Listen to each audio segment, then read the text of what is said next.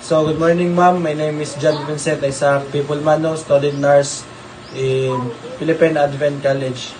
So, I'm going to perform CPR.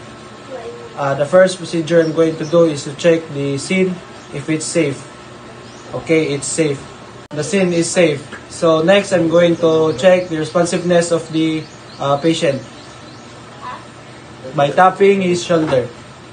Sir, are you okay? Sir, are you okay? Sir, are you okay? So the patient is unresponsive. So now I'm going to check the breathing and the airway by lifting the head, lift the chin, by doing the LLF, look, listen, and feel. 1001, 1002, 1003, 1004, 1005, 1006, 1007, 2008, 2009, 2010.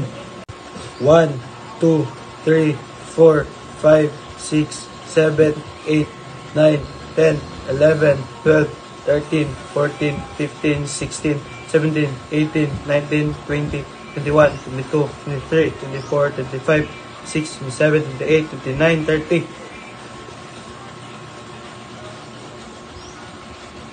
Positive circulation and negative breathing. So next, I'm going to do the rescue breathing. 1001, 1002, 1003, 1004, 1005. 1001, 1002, 1003, 1004, 1005. So repeat this procedure in 24 times. If the breathing of the patient is regained, put the patient in a recovery position.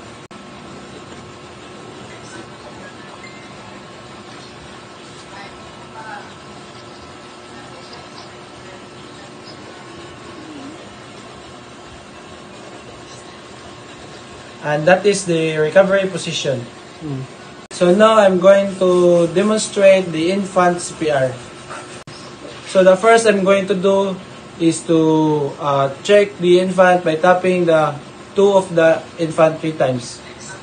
Sakto.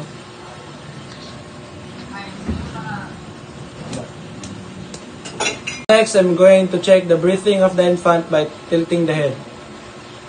Slight only. So if there is no breathing in the infant, you're going to proceed the CPR.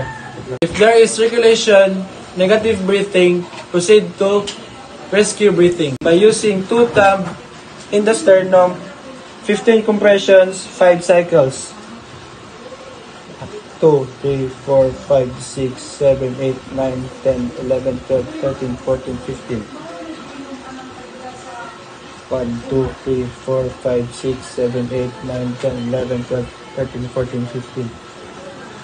So repeat the procedure in 5 times. Doing 1 breath in 3 seconds. 1001, 1002, 1003. 1001, 1002, 1003. 1001, 1002, 1003. Repeat this procedure 40 times. I'm done with the procedure and the demo. Thank you and goodbye.